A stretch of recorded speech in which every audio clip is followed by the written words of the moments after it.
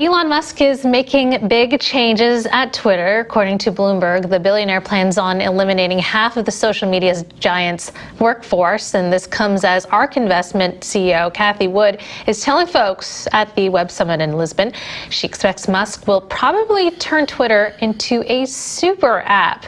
And Emily, you spent a lot of time in China where a very well-known super app exists, WeChat. So maybe you could explain to us, first of all, what is a super app?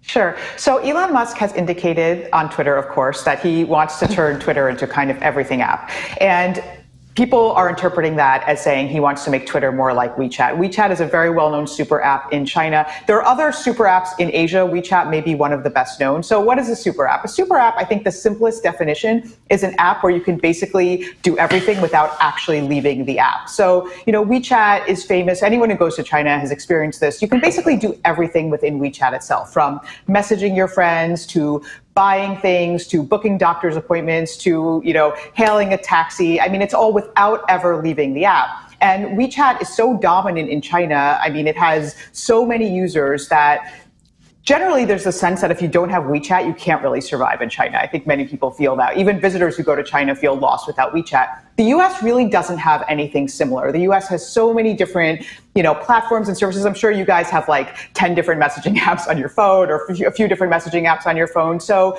it's very clear why Elon Musk would want to do this. Now, of course, a key reason why WeChat is this everything app is because of the payments function, WeChat Pay, which is very seamlessly integrated into this app. People are using their, WeChat to pay for all sorts of things. And I'm sure Elon Musk would like to do that with Twitter. He has a payments background, from PayPal, but it's interesting in terms of crypto because one imagines that there would be a use case for crypto within this sort of like payments everything app model.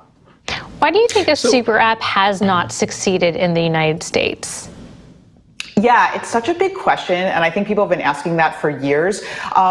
I think there's a lot of reasons. So, okay, if you look at WeChat specifically, I mean, WeChat is just like a force of nature. I mean, WeChat's success is really unparalleled. I mean, just to have one app dominate such a huge population like that, I think is really unusual. And there are certain factors that are specific to WeChat's success. So the one that, we have to say here is that, for example, WeChat to some degree was shielded from competition from Twitter and Facebook, which are not allowed in China. So that's one part of it. But that's not the whole story because WeChat has also beat out a lot of domestic competitors.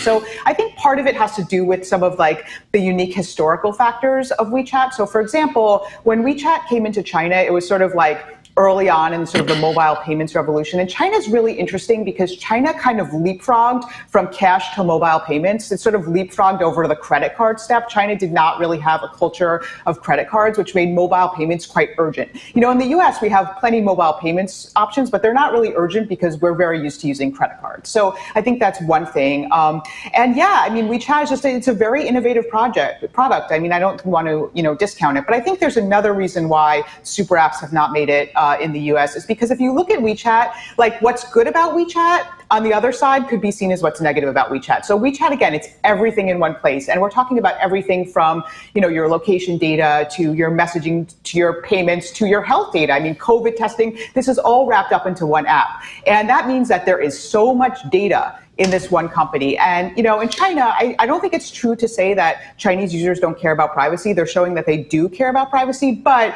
it is a very different context. And I think there's different expectations of privacy. And, if you look at the US and how upset people got about Facebook and Google and Apple having too much data and too much power, they still were nothing compared to what WeChat has. So I think that's one of the reasons. Emily, we're in many ways still facing the repercussions of Facebook trying to get involved in payments when they tried to launch DM and the concerns that people had about Facebook getting involved in payments when it knew so much about the customers. That might not be the case with Twitter, but nonetheless, I mean, does this create some concern for regulators if he tries to turn this into sort of a payments app or a super app? And also, the ubiquity of Twitter is not quite the same as it is with WeChat, right? There are barriers, and he wants to put in barriers as well to Twitter. So, is this really still far-fetched, or do you think that there's a possibility this could happen? You know, I will say this, Elon Musk, like him or not, does have the capacity to surprise people. I mean, I don't think people really thought he was going to go through with this $44 billion deal. He sort of found the money, did it. So I wouldn't necessarily underestimate him, but I would say that it will be very, very challenging. Because as you said, this question about Facebook and Google and Apple sort of having a monopoly has been a hot topic for years. It's been discussed in Congress. So yeah, I mean, I don't think Americans particularly like the idea of one company having all your data in one place and being this powerful. Now, potentially, maybe there's a use case here for blockchain and cryptocurrency. I don't know. I mean, I think that's maybe something that could help address this problem, but I do think it will be challenging. And also, you know, again, when WeChat came in, it was sort of like came in at a unique moment in history in China. You know, Elon Musk is trying to do this with Twitter with, as you said, there are so many different competitors out there. There's so many different payment options out there. So I think it's going to be more challenging to consolidate it all into one platform.